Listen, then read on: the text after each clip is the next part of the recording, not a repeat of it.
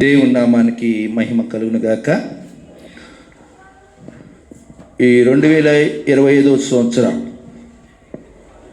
December నెల 25వ తారీఖు గురువారం రోజున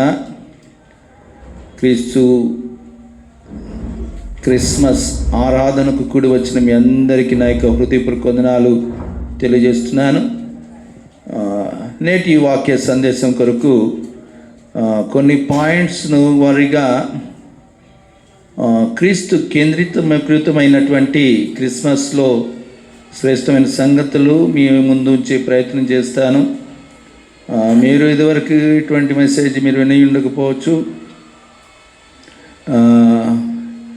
ఈ వాక్యం వింటున్న మీకును, వాట్సాప్ గ్రూప్లో ఉన్నవారికి, అలాగే యూట్యూబ్లో అప్లోడ్ చేస్తే ఆ యూట్యూబ్లో ఉన్న వారందరినీ ఉద్దేశించి ఈ మాటలు మీకు తెలియచేయడం జరుగుతుంది. అందరూ శ్రద్ధగా ఆలోచించవలసిందిగా మనం చేస్తున్నాం. లూకాసు సువార్త 2వ అధ్యాయం, ఈ ఫస్ట్ పాయింట్కి మీరు గమనించండి.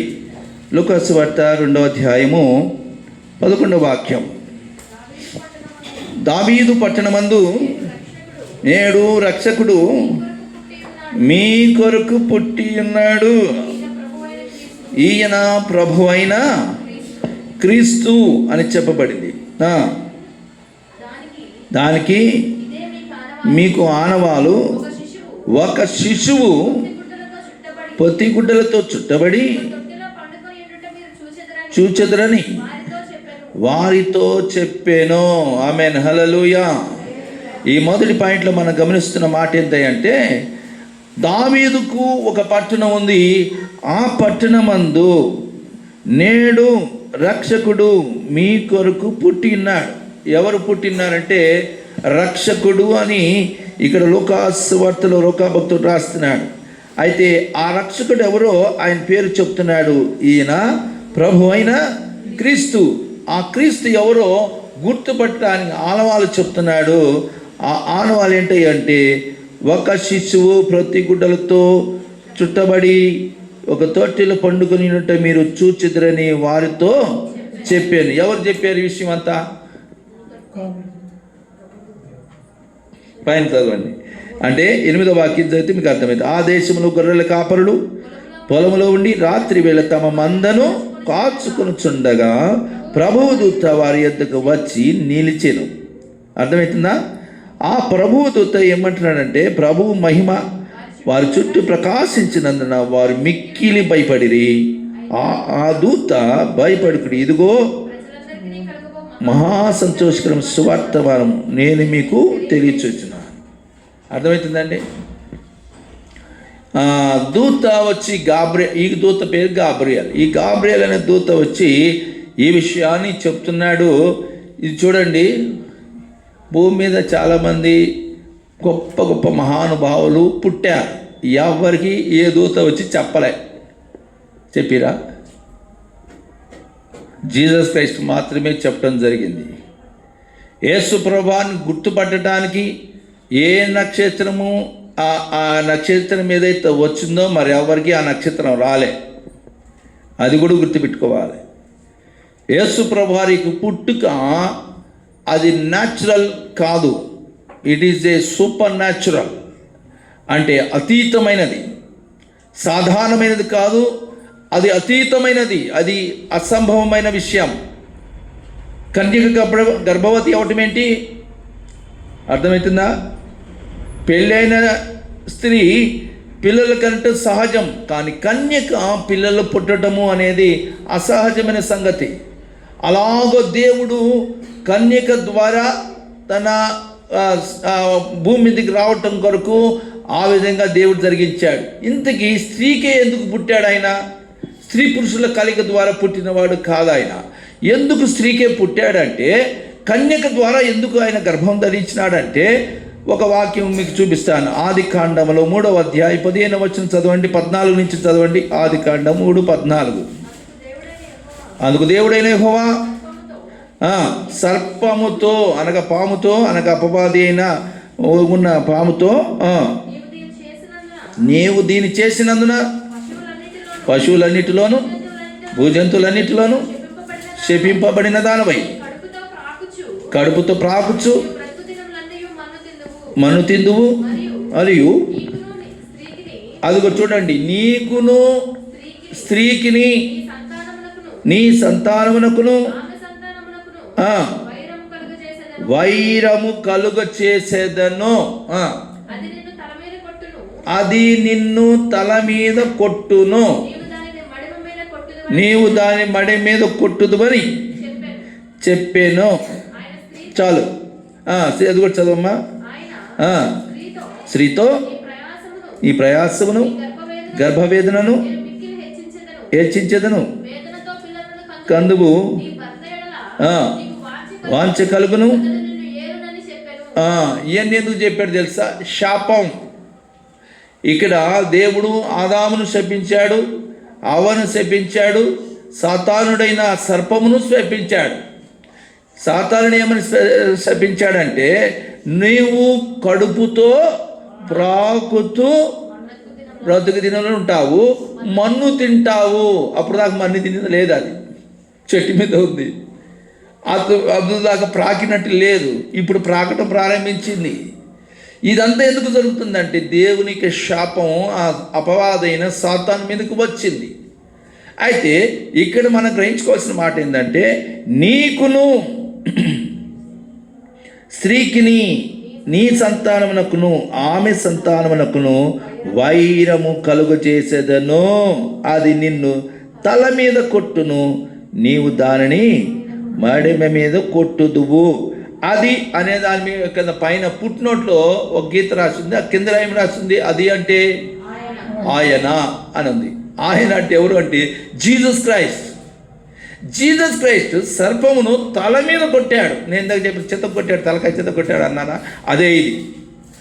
ఆ జీసస్ క్రైస్ట్ ఈ సర్పమును అపవాదిని తలక మీద కొట్టాడు. అయితే అది మడిమ మీద ఆయనను కొట్టినట్టుగా రాసింది. అది చదవండమ్మా. అది నీవు దానిని మడిమ మీద కొట్టుదు అని చెప్పాను. అంటే యేసుప్రభువారు కూడా గాయపరచబడ్డారు, యేసుప్రభువారు కూడా మరణించారు, యేసుప్రభువారు కూడా శ్రమ పొందుకున్నారు. మడిమ మీద కొట్టడం అంటే అది. యేసుప్రభువారేమో సాతానును తల చింత కొడితే, ఈ సాతానుడు అనేవాడు ఏం చేసినాడంటే ప్రాణమును తీసుకున్నాడు, బాధించబడ్డాడు. ప్రభువు మరణానికి అప్పగించబడ్డాడు. దానినే మన మీద కొట్టడం అంట. దాని కారణం చేతనే ఆయన స్త్రీ సంతానముగా, నీకును స్త్రీ సంతానమునకు, అర్థమైందా? స్త్రీ సంతానం అంటే జీసస్ క్రైస్ట్ అని మనం గ్రహించాలి. ఈ స్త్రీ సంతానం అంటే స్త్రీకి పుట్టినవాడు అని అర్థం. స్త్రీకి పుట్టినవాడు ఎవరు లేరు, ఒక్కడే, ఆయన పేరు ప్రభు అయిన యేసుక్రీస్తు వారు. శిశువుగా ఆయన ఉన్నట్టుగా మనం చూస్తున్నాం. ఈ శిశువు అంటే అర్థం ఏంటంటే అప్పుడే పుట్టిన బిడ్డను శిశువు అంటారు.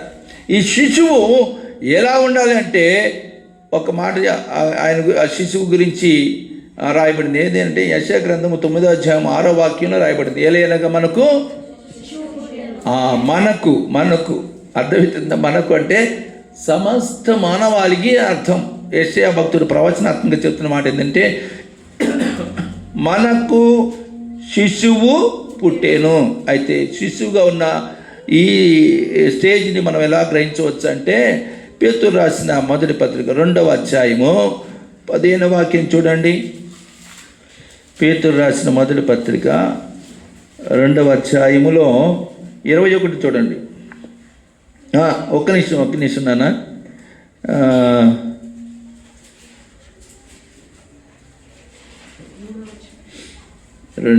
3వ వచనం చూడండి అన్న. 2:3 నుంచి చూడండి. క్రొత్తగా జన్మించిన శిశువులను పోలిన వారై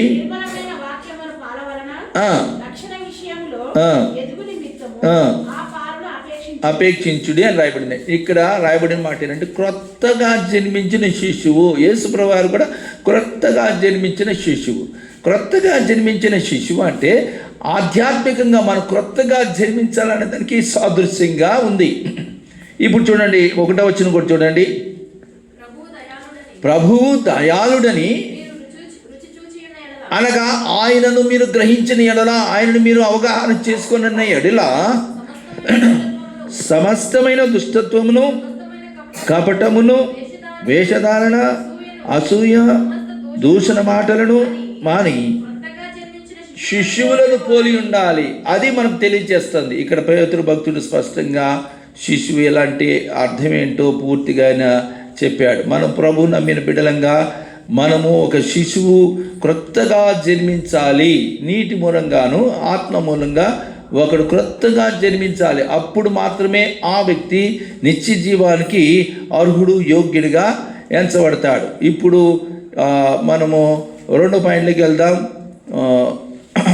2వ పాయింట్లో మనం మరొక వాక్యాన్ని చదువుదాం. చూడండి, అదే లూకాసు వార్తలో 2వ అధ్యాయంలో 21వ వచనం చూడండి. 21. ఇదంతా ఓన్లీ మీరు గ్రహించుకోవాల్సిన మాట ఏంటంటే, నేను చెప్పే మాటలన్నీ కూడా ఓన్లీ యేసు ప్రభువారిని గురించి మాత్రమే మీకు ప్రకటన చేయబడుతుందని మీరు గ్రహించాలి. ఆ శిశువునకు సున్నతి చేయవలసిన 8వ దినము వచ్చినప్పుడు గర్భమందాయన పడకమునకు దేవదూత చేత పెట్టబడిన యేసు అను పేరు వారు ఆయనకు పెట్టిరి. ఆమేన్, హల్లెలూయా. ఇప్పుడు యేసు ప్రభువారు జన్మించింది ఎప్పుడు? ఆ మరియమ్మ తల్లి కానీ, ఆ మారు తండ్రిగా ఉన్న యేసేపు కానీ, లేకపోతే మరియమ్మకు అమ్మ నాన్నలు ఉంటారు కదా, ఉంటారా? వాళ్ళ అమ్మ నాన్నలు వచ్చేసి, మరియమ్మ నీకు పుట్టిన కొడుక్కి నేను ఈ పేరు పెట్టాలనుకుంటున్నాను, నాకు ఇది తోస్తుంది, నీకు యాకోబుని పెడదామా, యేసేబుని పెడదామా, యోహానని పెడదామా అని ఆలోచన ఉంటావా? ఇప్పుడు మన మధ్యలో హోషిత్ ఉన్నాడండి. హోషిత్కి పేరు పెట్టారా లేదా? మరి పేరు పెట్టాలన్నప్పుడు ఎవరు ఆలోచన చేశారు పేరు గురించి? వాళ్ళ అమ్మ నాన్న ఆలోచన కలిగి ఉంటారు, వాళ్ళ తాతలు, అమ్మమ్మలు, నాయనమ్మలు అందరూ ఆలోచన కలిగి ఉంటారు. కానీ పేరు ఒకటే పెట్టాలి. అలాగే యేసు ప్రభు పుడితే ఆయనకి పేరు పెట్టాలి కదా. మరి ఏమని పేరు పెట్టాలి, ఏ పేరు పెట్టాలి, ఎలా పెట్టాలి అని ఆలోచన చేసినప్పుడు వాళ్ళు ఎవరు ఏ పేరు పెట్టలే. పెట్టింది ఎవరో తెలుసా? దేవదూత. ఆమేన్, హల్లెలూయా. ఆయన పుట్టింది దేవదూత చెప్పిన దాన్ని బట్టి ఆయన పుట్టాడు. ఆయన పేరు కూడా దేవదూత వచ్చి చెప్పిన తర్వాత ఆ పేరుని పెట్టారు.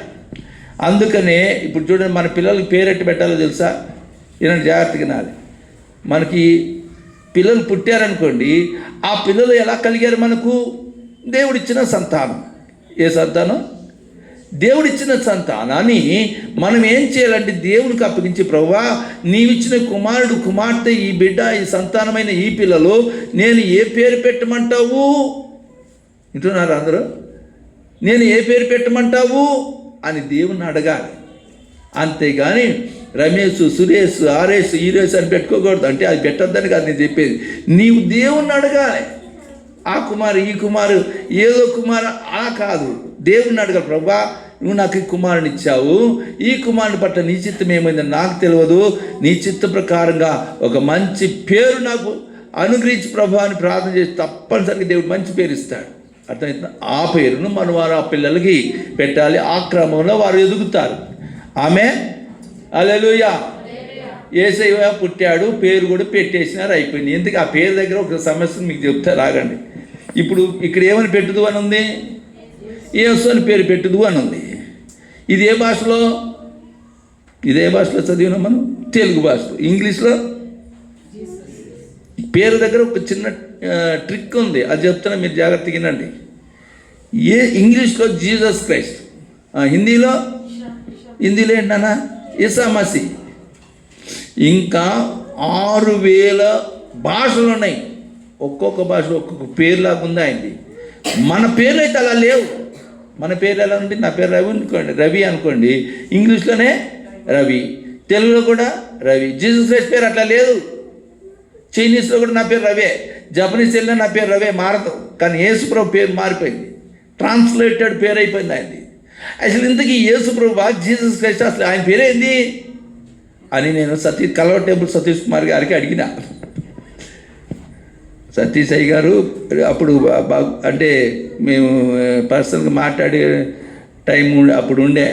అప్పుడు నేను మాట్లాడినప్పుడు, అయ్యగారు మరి బ్రదర్ ఇంతకీ గాబ్రియల్ దూత పెట్టిన పేరేంటి బ్రదర్ అన్న. వాళ్ళు మాట్లాడుకున్న భాష ఏంది? దూత వచ్చాడు, గాబ్రియల్ మరియంతో మాట్లాడాడు, మరియా పవిత్రురాలని అక్కడ రాసి ఉంటుంది కదా, నువ్వు పరిశుద్ధాత్మ చేత గర్భమును పొందుకున్నావు, దాల్చినావు, ఇదిగో నీకు పుట్టబోవు శిశువు, ఆయనకు ఈ పేరు పెట్టుదువు. ఇక్కడ తెలుగులో క్రీస్తు యేసు అని ఉంది, మరి హిందీలో ఇంకోటి ఉంది, ఇంగ్లీష్లో జీఎస్ అని ఉంది. ఇసందుకు ఏ పేరు చెప్పిందా దూత? యేసు చెప్పిందా, జీసస్ చెప్పిందా, యేసామాస చెప్పిందా, ఇంకోటి ఏదైనా చెప్పిందా అని ఆయనకి అడిగిన. ఎవరికి? కాలువ టెంపుల్ సతీష్ కుమార్ గారికి అడిగితే ఆయన ఎట్లా అన్నాడు, ఒకసారి తలక ఎట్లా అనేసాడు అంటే ఇదిలు ఇచ్చాడు. ఆయన ఏమన్నాడు అంటే, ఇది ఎప్పుడు నాకు అవసరం పడలేదు బ్రదర్ అన్నాడు. ఇట్లా అన్నాడు, ఇది ఎప్పుడు నాకు అవసరం పడలేదు అన్నాడు. అంటే ఏమర్థమైనట్టు? యేసు ప్రభు దేవుని యొక్క నామాన్ని తెలుసుకోకుండా దేవుని ఆరాధిస్తున్నాము అని అర్థమవుతుంది అక్కడ. అందుకొరకు నేను మీకు చెప్పేది ఏంటంటే, యాక్చువల్ పేరు ఏంటంటే యాషువా మెస్సయ్యా. ఏం పేరు చెప్పండి? అది ఆయన ఒరిజినల్ నేమ్. దూత చెప్పిన ఆ పేరు యాషువా, అది ఆయన పేరు. Original name is Yeshua. Messiah అంటే ఇప్పుడు మన చర్చ్ పేరు అదే, మెస్సయ్యా. మెస్సయ్యా అనే పేరు క్రీస్తు అని అర్థం. అర్థమని యాషువా అంటే యేసు అని అర్థం. సో మనము ఆ యాషువా మెస్సయ్యాని మనం ఆరాధిస్తున్న ప్రజల మనం కనుక ఆ పేరులో ఉన్న ఆ ఆశీర్వాదం మనము పొందుకొందుముగాక. మన పిల్లలకు పేరు పెట్టేటప్పుడు ప్రభువుని ప్రార్థన చేసి ఆ మంచి పేరుని దేవుని అడిగి ఆ పేరు పెట్టుకుందుముగాక. అంతేగాని రకరకాల పేర్లు పెడతారు, అయ్యింటే మన పలకను కూడా పలకలేము. ఏదేదో పేర్లు పెడతాడు, అలా పెట్టకూడదు. మనం మంచి పేర్లు పెట్టుకున్నాం, అయితే ప్రార్థనాపూర్వకంగా ఆ పేరు పెట్టుదుగాక. ఆమేన్. మరొక వాక్యం చదువుకుందాం. 22వ వచనం చూడండి. 2:22 తొందరగా చదవాలి. ధర్మశాస్త్రం చొప్పున వారు తమను శుద్ధి చేసుకుని దినములు గడిచినప్పుడు ప్రతి తొలుచూలు మగపిల్ల ప్రభు ప్రతిష్ఠ చేయబడవలెనని ప్రభు ధర్మశాస్త్రములో వ్రాయబడినట్టు ఆయనను ప్రభువునకు ప్రతిష్ఠించుటకు గువ్వల జతలైనను పావురపు పిల్లలైనను బలిగా అర్పించుటకును. ఎక్కడ తీసుకుపోయారంటే ఆయన్ని? ఎవరు తీసుకుపోయారు? వాళ్ళ అమ్మాయిని. ఆయన అంటే యేసేపు మారుతండి. యేసేపు మరియమ్మ వాళ్ళిద్దరు కలిసి యేసు ప్రభువాన్ని యెరూషలేముకు తీసుకెళ్లారు. ఎందుకు? చదివికి చెప్పండి. ఎందుకు? ప్రభువునకు ప్రతిష్ఠ చేయాలి. అరే ఆయనే అభిషిక్తుడు, ఇంకా ఆయన ప్రతిష్ఠ చేయటం ఏంటి? ఆయన పేరే అభిషిక్తుడు, ఆయనే రక్షకుడు. ఇప్పుడు ఆయన ఏం చేస్తున్నారంటే యేసుపు మరియమ్మలో యెరూషలేము దేవాలయాన్ని తీసుకెళ్ళి ఆయన ప్రభువుకు ప్రతిష్ఠ చేస్తున్నాడు. అంటే అర్థం ఏంటంటే మన పిల్లలు, మనకు పుట్టిన పిల్లలు కూడా ఆ పిల్లల్ని మనం దేవునికి ప్రతిష్ఠ చేయాలి. చిన్ననాటి నుండే వారు దేవునికి చెప్పు చేతలు, దేవునికి హస్తపు నీడ, దేవునికి కృప ఆ బిడ్డల మీద ఉండునట్లుగా వారి కొరకు మనం దేవునికి పిల్లలను దేవునికి మనం ప్రతిష్ఠ చేయవలసిన వారమై ఉన్నాం. ఆమేన్. హల్లెలూయా. యేసు ప్రభువాన్ని మన కన్న తల్లిలన్న వాళ్ళు వెళ్ళి ప్రతిష్ఠ చేసి ఆ గువ్వల జంటను, పావురాలను ఇచ్చేవాళ్ళు వాళ్ళు. అర్థమవుతుందా? ప్రతిగా. సో నేనేమంటున్నానంటే మన పిల్లలు ఏదైనా సరే, ఇప్పుడు మనము ఇది ఆలయం ఉంది కదా, చర్చ్ ఉంది కదా, దీన్ని ఏం చేసినాం మనం? కట్టేసేసి ఇంకా రెండమ్మ కూర్చోండి మనం ఆరాధన చేస్తుందా అన్నామా? కాదు, దీన్ని ప్రతిష్ఠ చేసినాం. అలాగే ఇల్లు ఉంది, ఇల్లుని కూడా మనం ఏం చేసినాం? ప్రతిష్ఠ చేసినాం. ప్రతిదీ కూడా ప్రతిష్ఠ చేయబడాలి దేవునికి. ఆ తర్వాత వాటిని వినియోగించుకోవాలి. ఏ వస్తువైనా, ఇల్లు అయినా, మందిరమైనా, పిల్లలైనా, భర్త అయినా, భార్య అయినా, పెళ్లి వివాహం జరిగేటప్పుడు కూడా ఆ పిల్లలు ఇద్దరు దేవునికి ప్రతిష్ఠించబడాలి. ఎవరు? పెళ్లి కుమారుడు, పెళ్లి కుమార్తె దేవునికి ప్రతిష్ఠ చేయబడిన తర్వాత వారికి ఇద్దరు వివాహం చేయాలి. కానీ ఎట్టబడితే అట్ట తీసుకొచ్చి ఇద్దరు పెళ్లి ఎత్తి కొట్టుకు చత్తరాలు. అర్థమైందా? ప్రభువునకు ప్రతిష్ఠించాలి. ఈ మాటలు ఈ వాక్యం ద్వారా మనం గ్రహించుదుముగాక. ఆమేన్. హల్లెలూయా. అలాగే 4వ పాయింట్ మీకు చెప్తాను చూడండి, కొంచెం స్పీడ్గా చెప్తాను, ఇక్కడి నుంచి గమనించండి. ప్రభు వారి గురించిన సంగతులే మీ ముందు నేను ఉంచు ప్రయత్నం చేస్తున్నాను. 40వ వాక్యం, లూకా సువార్త 2:40.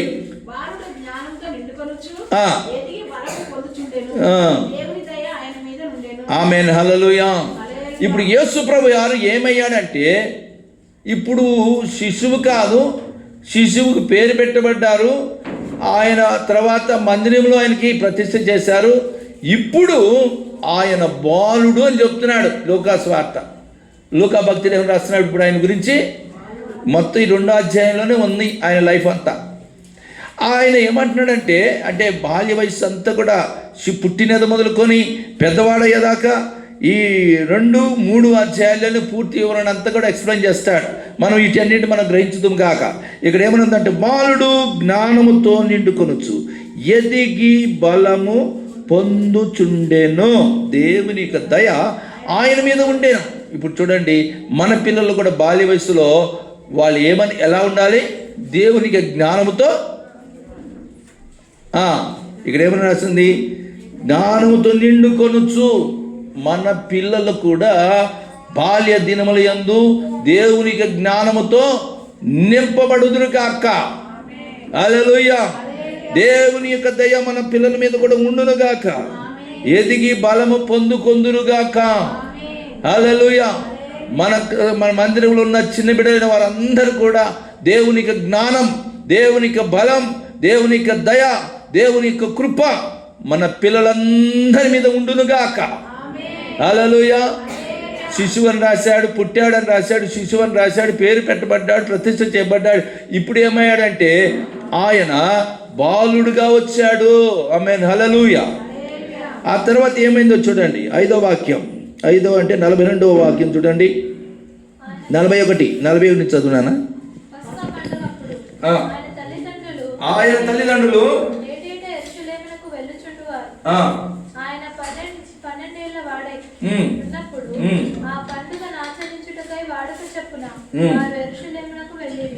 చాలు. ఇక్కడ మళ్ళా యెరూషలేముకి వెళ్ళారు. ఒకసారి ఒక 2 ఏమి ఇక్కడ వెళ్ళారు, ప్రతిష్ఠ చేయడానికి యెరూషలేము వెళ్ళారు. ఇప్పుడు మళ్ళీ ఎక్కడికి వెళ్తున్నారు? మళ్ళా పండగ అప్పుడే వెళ్తున్నారు. ఏటేటా వెళ్ళేవాళ్ళు అని రాసింది అక్కడ. ఏటేటా మరియమ్మ తల్లి, యేసుప్రభువు వారు, యోసేపు వారందరూ కూడా దేవునికి మందిరానికి, అలాగే యెరూషలేములో ఉన్న దేవుని మందిరానికి వెళ్ళేవాళ్ళు.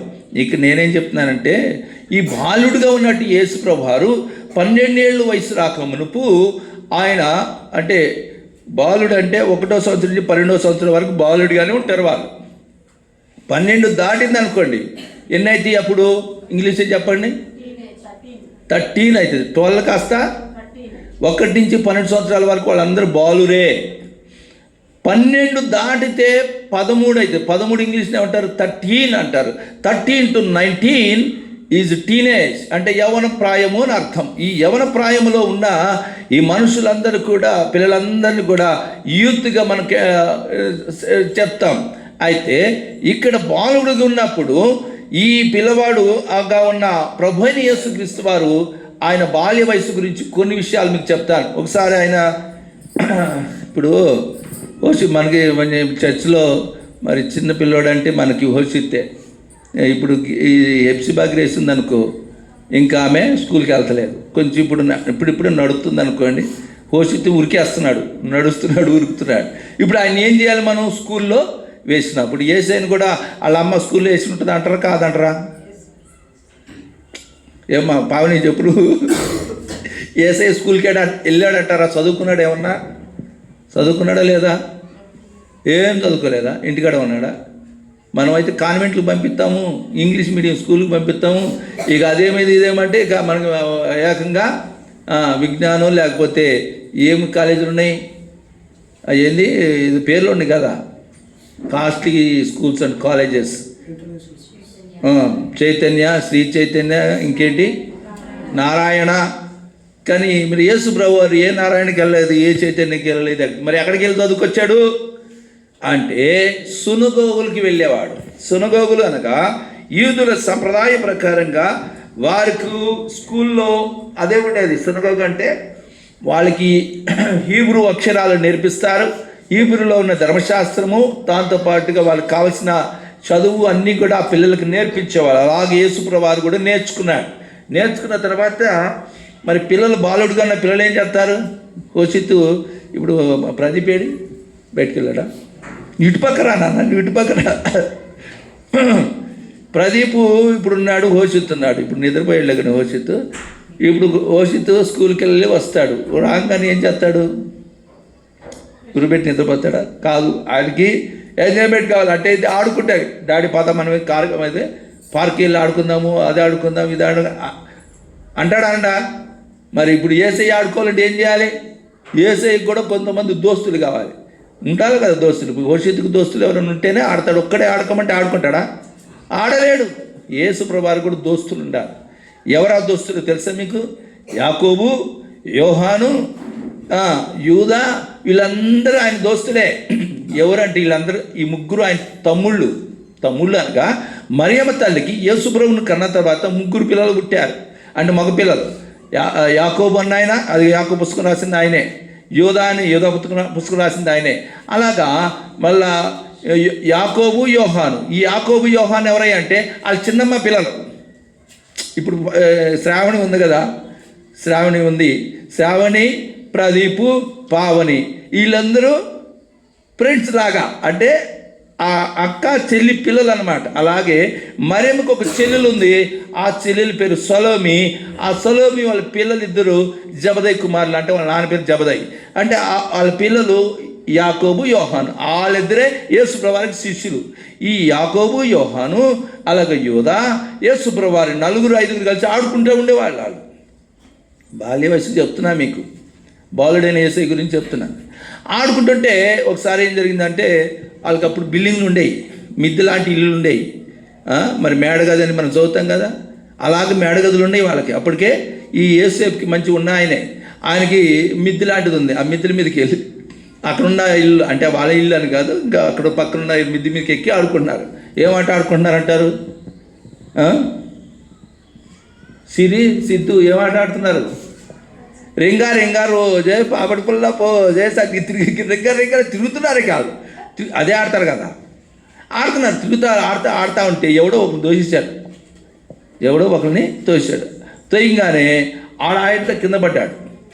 ఆ తోసినోడు అంటున్నాడు, ఇదిగో జీసస్ తోసేసాడు అని జీసస్ని మీరు చెప్తున్నాయి. వెళ్ళి వాళ్ళ అమ్మకి చెప్పారు, మరి అమ్మకి చెప్పారు, ఇగో మీ జీససే, ఇక ఈ పిల్లని తోసాడు, ఈ పిల్లడు కింద పడి చచ్చిపోయాడు. ఆడు పడతా రాయిదే తలకాకి రాయిదే తగిలింది, అక్కడికి పడి చచ్చిపోయాడు పిల్లగాడు. అప్పుడు అందరూ ఏమన్నారండి, ఈ జీసస్ దేశాడు అని చెప్పేసి అనగానే వాళ్ళ అమ్మ వచ్చి ఉరుకు పలుకులు వచ్చి, అరే మా పిల్లడు ఎందుకు చేస్తాడని అంత పెద్ద గొడవ అయిపోయింది. అప్పుడు జీసస్ ఆ మిద్దె నుంచి దిగొచ్చి ఆ చచ్చిపోయిన పిల్లవాడిని పట్టుకొని ప్రార్థన చేసి ఆ చేయి అతన్ని ముట్టగానే అతను లేచి కూర్చుంటాడు. ఎప్పుడో తెలుసా? బాలుగుడిగా ఉన్నప్పుడే.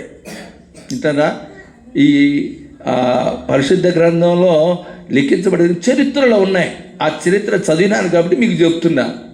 అలాగే ఒకసారి బాలుడికి ఉన్నప్పుడు సంగతులు మనకు మిగతా అన్నీ తెలుసు బాగా. బాలుడు ఉన్నప్పుడు ఏమైందంటే, ఒకసారి యాకోబు అని ఉన్నాడు కదా, యాకోబు పత్రిక రాసిన ఆయన. ఈ యాకోబు అన్న ఆయన ఏం చేశాడంటే, వాళ్ళ అమ్మ మరియమ్మ ఏం చేసిందంటే, యాకోబు లేకపోతే ఆయన పేరు ఇంగ్లీష్లో ఏమంటారంటే జేమ్స్ ఇక్కడ జేమ్స్ అన్నాను వచ్చాడు. ఏంటి మమ్మీ అంటే, ఆ మరియమ్మ ఏం చెప్పింది, నువ్వు వెళ్ళి కోడిగుడ్లు తీసుకురాయన ఆయన ఉంది. ఏం తీసుకురావాలి? కోడిగుడ్లు తీసుకురాయన, కోడిగుడ్లు కూర వండుతా ఉంది. అయితే కోడిగుడ్లు తీసుకురాని ఆయన అప్పుడు కోళ్ళపారం ఉండేవి. ఆ కోళ్ళపారం దగ్గరికి వెళ్ళాడు. వెళ్తే కోడిగుడ్లు తీసుకుని వచ్చేటప్పుడు పాము కరిచింది దానికి. ఎవరికి? యాకోబుకి. మరి కోళ్ళపారం దగ్గర పాములు ఉంటాయి కదా, ఆ పాము కరిచింది. పాము కరంగానే అక్కడ పడిపోయాడు యాకోబు. పడిపోయిన తర్వాత నొరగక్కినట్టు చేశాడు.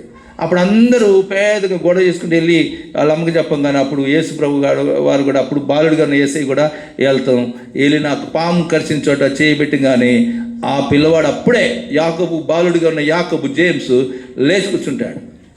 అలాగ చాలా కార్యాలు అప్పుడు చిన్నప్పటి నుంచే ఆయన చేస్తూ వచ్చాడు. అలా బాల్య దినాలు కలుస్తూ ఉన్నాయి. ఇప్పుడు 41వ వాక్యం చూడండి, 46 చూడండి. లేకపోతే 3 దినములైన తర్వాత బోధకుల మధ్యలో కూర్చుండి ఆలకించుచు చూచిరి. ఇప్పుడు ఈ మధ్యలో ఏమైందంటే, ఈమె యేసుప్రభువుని యెరూషలేము తీసుకెళ్ళిందా ఈమె అంటే మరియమ్మ తీసుకెళ్ళి మళ్ళీ ఇంటికి తిరిగి వెళ్ళేటప్పుడు ఆయన విడిచిపెట్టి వెళ్ళిపోతారు. వత్తనాళ్ళు వాళ్ళందరూ గ్రూపుగా వస్తారు కదా, ఒకళ్ళిద్దరికి రారు, గ్రూపుగా వచ్చి ఒక 50 మంది వాళ్ళ బంధువులందరూ, వాళ్ళ కులస్తులు, వాళ్ళ ఇంటి పేరటోళ్ళు అందరూ గుంపుకి వెళ్ళిపోయారు. అందరూ వెళ్తూ ఉన్నారు. వాళ్ళు మాట్లాడుకుంటూ వెళ్తున్నారు. వస్తనాళ్ళే వేసే అనుకున్నారు, ఆయన రాలేడు, ఆయన అక్కడే ఉన్నాడు. వాళ్ళ మధ్యలోకి వెళ్ళి, ఆ ప్రధాన యాజకులు వారి మధ్యలోకి వెళ్ళి వారితో తర్కిస్తూ ప్రశ్నలు వేస్తూ ఉన్నాడు. వేస్తూ ఉంటే ఏం జరిగింది? ఆయన చెప్పి లేదు తలకాయ ఉప్పుకుంటా వినలేదు ఆయన. వాళ్ళకే ప్రశ్నలు వేస్తున్నాడు. ఎంతలోకి 3 రోజులు అయిపోయింది. వాళ్ళు మళ్ళీ వెనక్కి తిరిగి వచ్చాడు. ఎక్కడున్నాడు ఏసయ్య అని వచ్చి ఏమంటున్నట్టే అర్థమైందా? ఏసయ్య, యేసు, జీసస్ ఎందుకు చేసినావు నాయన ఎట్లా? వాళ్ళు ఏమంటున్నారు చూడండి, అసలు అక్కడ రాసింది మాట. 7వ పాయింట్ మనం చూస్తే ఆయన తల్లిదండ్రులు అంటే 48వ వాక్యం. మిక్కిలి ఆశ్చర్యపడిరి. ఆయన తల్లి, కుమారుడా మమ్మును ఎందుకు ఇలాగ చేసేదివి? ఇదిగో నీ తండ్రియు నేను దుఃఖపడుచు. చూసారా, ఎదుగుతున్నారట. 3 రోజులు చెదుకుతున్నారు వాళ్ళు ఏసైని. ఏసై ఎక్కడున్నాడు, వీళ్ళు ఎక్కడున్నారా? అప్పుడప్పుడు ఇట్టగా చేస్తూ ఉంటారు. పిల్లగానే ఇచ్చిపెట్టేది. వాళ్ళు ఎట్టు ఉంటారు, వీళ్ళు ఎట్టు ఉంటారు. ఆ పిల్లవాడు ఎట్టు పోయి తప్పిపోతాడు. ఆ తప్పిపోయిన పిల్లవాడి గతి ఏం గాను అర్థమవుతుందా? 3 రోజులైంది. మరి ఎక్కడ ఉంటున్నాడు, ఎక్కడ ఉంటున్నాడు, ఎక్కడ తింటున్నాడు, ఏం తింటున్నాడు, ఎంతగా ఇదిగా ఉంటుంది చూడండి.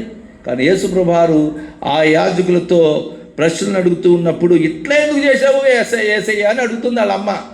ఇట్లా ఎందుకు చేసేవేంటి? ఆయన సమాధానం ఏంటి? ఆయన ఏమన్నాడు చూడండి. ఆయన మీరేలా నన్ను ఎదుగుతున్నారు? అద్దుగా చూడండి. ఆయన ఏమంటున్నాడు?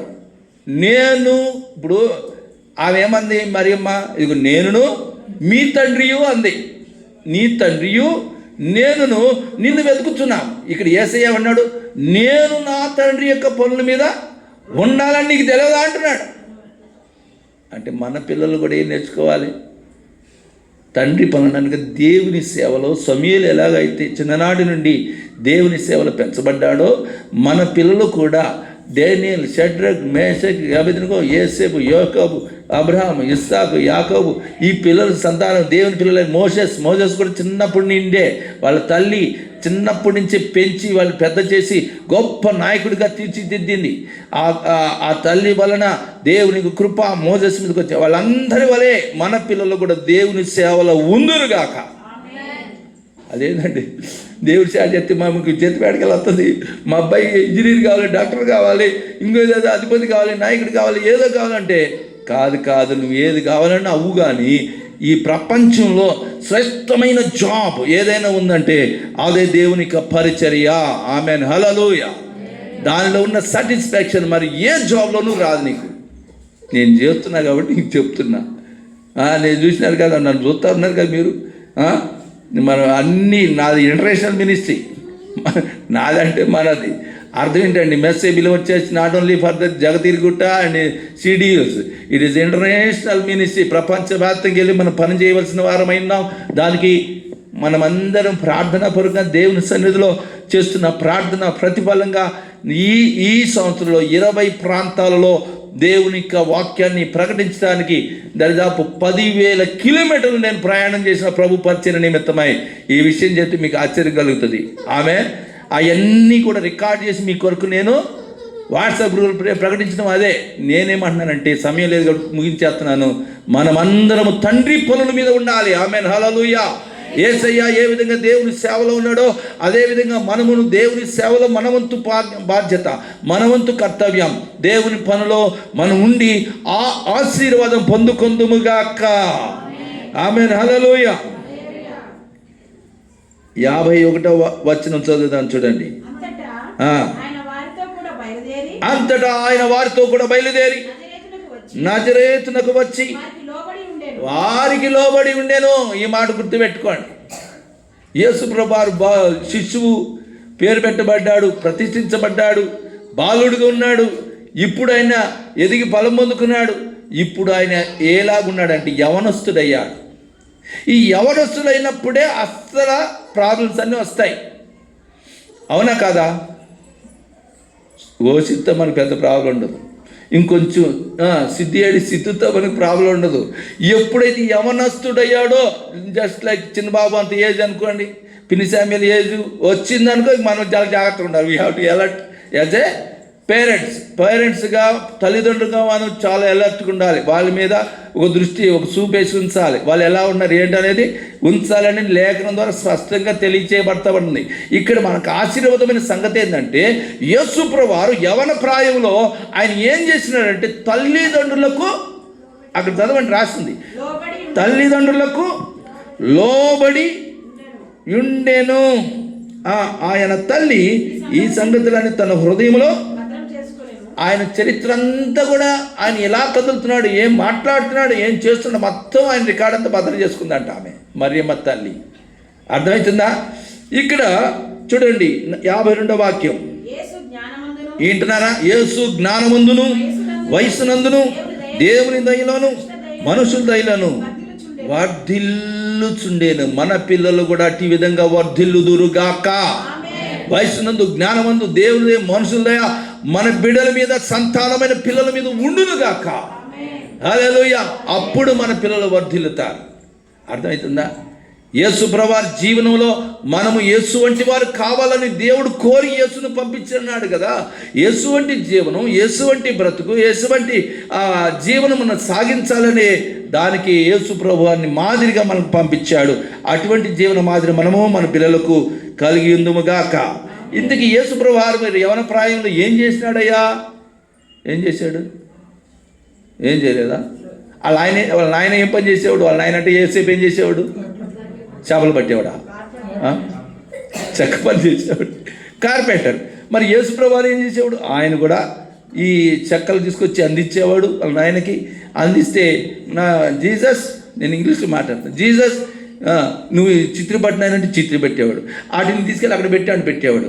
వీళ్ళ నాయన కొన్ని టేబుల్స్, ఇప్పుడు ఇదంతా చెక్కదే, ఈ టేబుల్ లాంటి కుర్చీలు, బల్లలు, అలాగే మంచాలు ఇవన్నీ చేస్తూ ఉండేవాడు. ఆర్డర్ ఎవరు ఇచ్చారో వాళ్ళకి ఆర్డర్. ఆయన జీసస్ నువ్వు వెళ్ళి అది రెడీ అయిపోయిందని ఆ ఎస్సీకి వెళ్ళి చెప్పిరాపో, ఆ యోహాన్కి వెళ్ళి చెప్పిరాపో అని, కానీ వెళ్ళి అలా చెప్పేవాడు.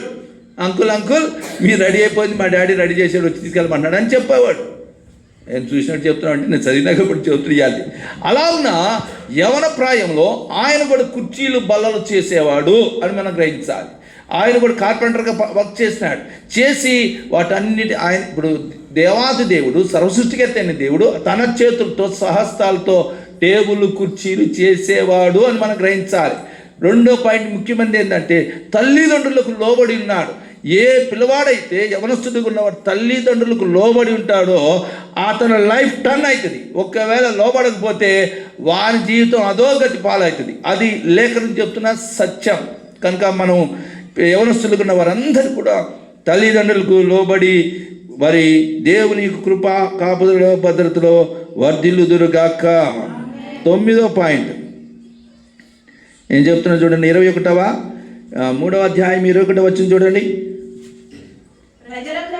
ప్రజలందరూ బాప్తీసం పొందినప్పుడు, చూడండి యేసు ప్రభువారు కూడా బాప్తీసం పొందాడు. ఈ మాట గుర్తుపెట్టుకోండి.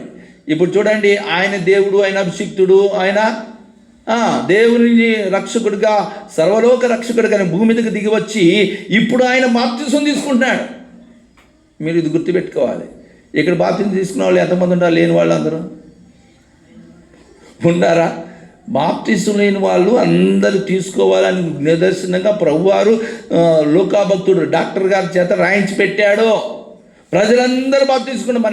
మరి ఇక్కడ ఉన్న వాళ్ళందరూ ఎవరైనా లేని వాళ్ళు, మీ బంధువులు, స్నేహితులు, ముఖ్యులైన వారు, మీతో దగ్గరగా ఉన్నవారు, మీతోటి వారికి మీరు చెప్పవలసిన సందేశం ఏంటంటే, ప్రభువా ప్రజలను మరి అయ్యా మీరేం చేయాలి? బాప్తీసం తీసుకోవాలని మనం వారికి చెప్పి వారికి ప్రభువుని పరిచయం చేయాలి. యేసు ప్రభువారు బాప్తీసుకుంటే ఇంక మనతో ఏంటి లెక్క? మనము కూడా మన ఇంటిలో ఎవరు బాప్తీసు లేని వారని ఉండకూడదు. యేసు ప్రభువారు సైతం బాప్తీసం ఇస్తున్నారు. ఆ విధంగా మనమందరం కూడా బాప్తీసము, మన బిడ్డల వారందరూ కూడా బాప్తీసం పొందుకుందురుగాక. అలాగే 10వ వాక్యం 22వ వచనం చూడండి. 3వ అధ్యాయం 22వ వచనం. పరిశుద్ధాత్మ శరీరాకారముతో పావురము వలె ఆయన మీదకి దిగి వచ్చెను. అప్పుడు నీవు నా ప్రియ కుమారుడవు, నీ యందు నేను ఆనందించిన ఒక శబ్దము ఆకాశం నుండి వచ్చాను. ఇది చాలా విచిత్రమైన సంగతి. ఇప్పుడు చూడండి, యేసు ప్రభువారు పుట్టినాడు, పేరు పెట్టబడ్డాడు, ప్రతిష్ఠ చేయబడ్డాడు, శిశువుగా ఉండి బాలుడయ్యాడు, బాలుడి నుంచి యవనస్తుడయ్యాడు, యవనస్తుడి నుంచి పెద్దవాడయ్యాడు, బాప్తిసం కూడా తీసుకున్నాడు. ఇప్పుడు ఆయనకి ఏమైందంటే ఆకాశం నుండి ఒక శబ్దం వచ్చింది బాప్తిసం తీసుకుంటున్నప్పుడు. ఏమని శబ్దం అంటే, ఇదిగో ఈయన ఎవరనుకున్నారు, ఈయన నా ప్రియకుమారుడు, ఈయన యందు నేను ఆనందిస్తున్నాను అని శబ్దం వినబడింది. వింటున్నారా? మన పిల్లల గురించి, మన గురించి దేవుడు ఇలాగ పలుకునుగాక, ఈయన నా ప్రియకుమారుడు, ఈమె నా ప్రియకుమార్తె, ఈయన యందు నేను ఆనందించుతున్నాను. దేవుడు సాక్ష్యం పలకగలగాలి. ఆమేన్, హల్లెలూయా. మరి అటు సాక్ష్యంను దేవుని చేత మనము కూడా పొందుకొందుముగాక. దానికి ముందు చెప్పబడిన మాట ఏంటంటే, పరిశుద్ధాత్మచేత ప్రభువారు నింపబడ్డారు. మన పిల్లలందరూ కూడా ఆత్మచేత నింపబడిన పిల్లలుగా ఉందురుగాక. ఆత్మ లేని వారుగా కాకుండా ఆత్మ పూర్ణులుగా మన పిల్లలు ఉందురుగాక. ఇక ఆమెట ఆయన పెద్దవాడయ్యాడు, 30 సంవత్సరాలు అయిపోయింది. అప్పుడు ఏం జరిగిందో చూడండి. ఇదే 23వ వచనంలో, 3వ అధ్యాయం 23. యేసు బోధింపు మొదలుపెట్టినప్పుడు అద్దుగా చూడండి, 30 ఏళ్ళు. ఇప్పుడు 1వ సంవత్సరం నుంచి ఎప్పటిదాకా వచ్చినాం? 30 సంవత్సరాలు. అంత చరిత్ర రాశాడు ఈయన. ఎవరు? లూకా భక్తుడు. గమనించండి, యేసు ప్రభువారి యొక్క జీవనమును, విధానాన్ని మనం తెలుసుకోకుండా ఉంటే మన భక్తి వేరైపోతుంది. మనము సరిగా ప్రార్థన చేయాలన్నా, భక్తి చేయాలన్నా, విశ్వాసంగా మన జీవన యాత్రను కొనసాగించాలన్నా, యేసు ప్రభువుని అర్థం చేసుకోకుండా, ఆయనను గుర్తెరగకుండా మనం భక్తి చేయలేం. మన భాష మారదు, మన ప్రవర్తన మారదు, మన బ్రతుకు మారదు, మనము ఆశీర్వదించబడలేం. కారణం, ప్రభువును సరిగ్గా గుర్తెరగకపోతే మన భక్తి నామకార్థంగా నుండి మిగిలిపోతుంది. ప్రభువును గుర్తెరిగిన తర్వాత వాళ్ళు ప్రభువు వల్లే జీవించగలటానికి అదెంతో దోహదపడుతుంది. ఇక్కడ ఆయన బోధించడం ప్రారంభించాడని రాసింది. అనగా దేవుని గురించిన సంగతులు ప్రజలకు బోధిస్తున్నాడు ఈయన. అప్పుడు ఆయన 30 సంవత్సరాలు. ధర్మశాస్త్ర ప్రకారం ఎవరైనా ఒక యాజకుడిగా దేవుని యొక్క మాటలు ప్రకటించాలంటే ఆయన 30 సంవత్సరాలు వస్తేనే ప్రకటించాలి. ఇప్పుడు చెక్క పని పక్కన పెట్టేశాడు, వడ్రంగి కార్పెంటర్ పని పక్కన పెట్టేశాడు, ఇప్పుడు దేవుని పని ప్రారంభించాడు. ఆమేన్, హల్లెలూయా.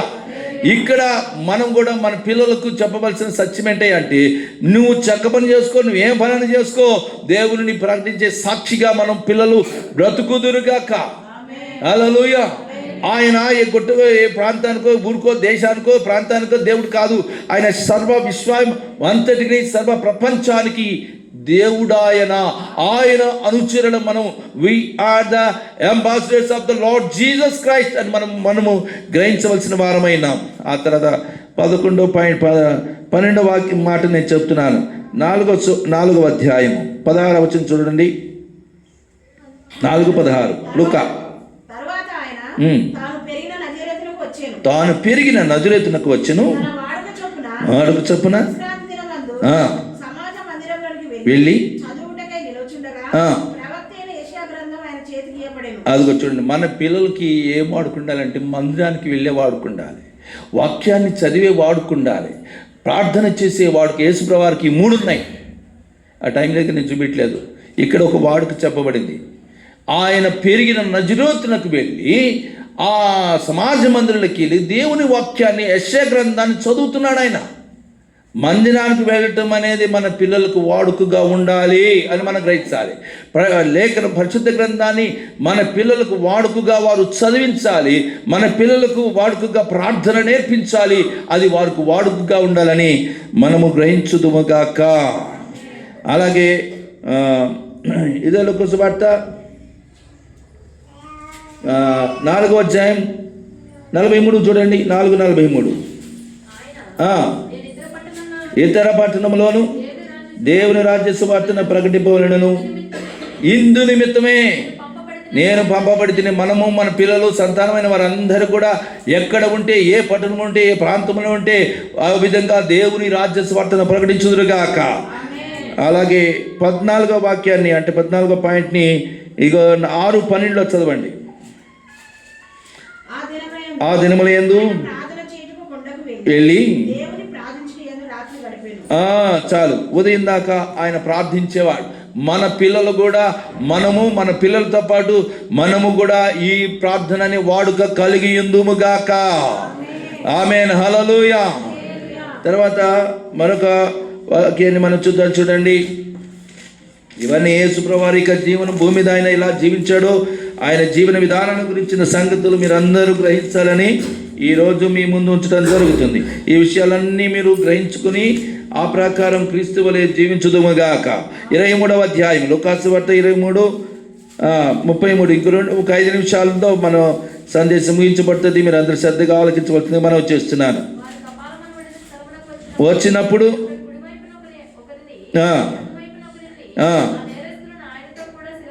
ఆయనతో కూడా సిలువ వేసిరి. ఇప్పుడు ఆయన ఏమయ్యాడంటే బోధించడం ప్రారంభించాడు, శిష్యులను ఏర్పాటు చేస్తున్నాడు, సువార్త పని జరిగిస్తున్నాడు. ఇక ఆయన పని ముగింపులోకి వచ్చింది. ఆ ముగింపులో ఆయన ఏం చేశారంటే సిలువ వేశారు. మనకు కూడా లేఖనం ఏం చెప్తుందంటే మన సిలువనెత్తుకొని ప్రతిదినము ఆయనను మనము వెంబడించాలి. మనకు కూడా ఒక సిలువ ఉంటుంది. ఆ సిలువను మనం ఎత్తుకొని ఆయనతో కూడా మనము జీవించవలసిన వారమైనాం. ఇప్పుడు యేసు ప్రభువుని సిలువేశారు. ఆ తర్వాత ఏం జరిగిందో చూడండి. ఇదే 23:44 చూడండి. 44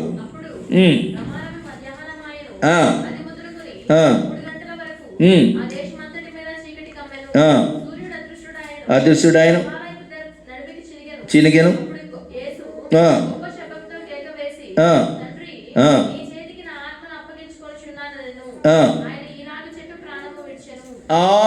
ఇప్పుడు ఆయన చనిపోయాడు. వింటున్నారా? చనిపోతే చరిత్ర ముగిసిపోలేదు. ఇప్పుడు చూడండి, అసలు చరిత్ర ఇప్పుడు ప్రారంభమవుతుంది. ఇప్పుడు ఆయన క్రిస్మస్ నుంచి ఏడకొచ్చినాం, మనం ఈస్టర్కి వచ్చేసినాం. అంటే ఈస్టర్కి రాలేదు, ఇంకా గుడ్ ఫ్రైడేకి వచ్చినాం. చనిపోయాడు ఆయన. అర్థమవుతుందా? నెక్స్ట్ ఏం జరిగిందో చూడండి. ఇదే 23వ అధ్యాయంలో 24వ అధ్యాయము 6వ వాక్యం చూడండి. ఆయన ఇక్కడ లేడు, ఆయన లేచి ఉన్నాడు. ఆయన సజీవుడిగా మృత్యుంజయుడై ఆయన తిరిగి లేచాడు. ఇది అసలు సిసలైన సువార్త. ఈ మాట మనం గ్రహించుదుముగాక. ఇది ప్రభు వారి జీవితంలో అన్ని ప్రాధాన్యత, నేను చెప్పిన విషయాలన్నీ స్పెషలైజ్డ్ థింగ్స్ అని మనం గ్రహించాలి. ఇదే లూకాసు వార్త 24వ అధ్యాయము 50వ వాక్యం చూడండి.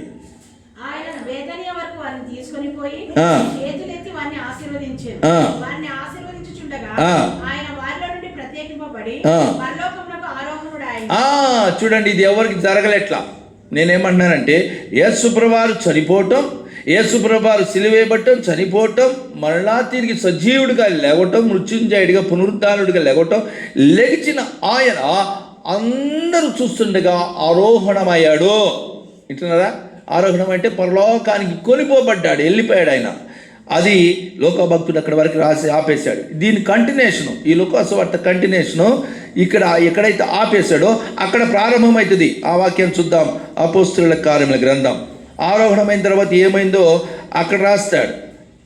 లోకసువార్త 1వ అధ్యాయంలో, అంటే అపోస్తలుల కార్యం గ్రంథం 1వ అధ్యాయం ఆ వాక్యం చూద్దాం. చూడండి, ఒక్క నిమిషం, నేను రిఫరెన్స్ చెప్తాను. ఆ రిఫరెన్స్ చదువు, టైం మనకు అయిపోతుంది కాబట్టి. 9వ వచనం చూడండి. 1వ అధ్యాయం 9, అపోస్తలుల కార్యం 1:9. ఈ మాటలు చెప్పి వారు చూచుచుండగా ఆయన ఆరోహణమైన. సేమ్ అదే మాట ఇక్కడ కంటిన్యూషన్ అవుతుంది. వింటున్నారా? అక్కడ ఏదైతే ముగించాడో ఇది ఇక్కడ కంటిన్యూషన్ చేస్తున్నాడు. ఆరోహణమాయను, కొనిపోయెను, ఆయన వెలుచుండగా చేదు చూచుచుండిరి. ఇదిగో నిలిచి. చూడండి, ఆ ఇద్దరు మనుషులు ఎవరంటే పరలోక దేవదూతలు. ఈ దేవదూతలు చెప్తున్నారు, ఏం చెప్తున్నారు వినండి జాగ్రత్తగా. గలిలయ మనుషులారా, మీరెందుకు నిలిచి ఆకాశం వైపు చూస్తున్నారు? ఈ మాట గుర్తుపెట్టుకోండి. ఈ యేసే ఏ రీతిగా పరలోకమునకు వెళ్ళుట చూచితిరో ఆ రీతిగాని ఆయన తిరిగి వచ్చును. ఆమేన్, హల్లెలూయా. అదండి యేసే సంగతి. చచ్చిపోయి వెళ్ళిపోయిన వాళ్ళు ఉన్నారు, కానీ మన ప్రభువు అక్కడే తిరిగి లేచాడు. ఆయన పరలోకమునకు కొనిపోబడ్డాడు, ఆరోహణమయ్యాడు. ఇప్పుడు ఆయన లోక భక్తుడు మరలా చెప్తున్న మాట ఏంటంటే ఆయన మరలా తిరిగి రానయున్నాడు. అది యేసుప్రభువు వారికి జీవనం. ఆయన సంగతులు మనం నేర్చుకొని ఆయన రాకో కొరకు మనం ఎదురు చూచుదుముగాక. ఆయనతో కూడా యుగయుగములు జీవించుదుముగాక. భూమి మీద 1000 ఏళ్ల రాజ్య పరిపాలన చేయుదుముగాక. యుగయుగములు ప్రభువారితో కలిసి జీవనము చేసే అతి గొప్ప ధన్యత భాగ్యము దేవుడు మనందరికీ అనుగ్రహించునుగాక. హల్లెలూయా. మంచిది. ఈ సమయంలో దేవుని వాక్యాన్ని మీరు విన్న మీ అందరికీ నా యొక్క హృదయపూర్వక వందనాలు. దేవుడు మిమ్మల్ని దీవించుగాక.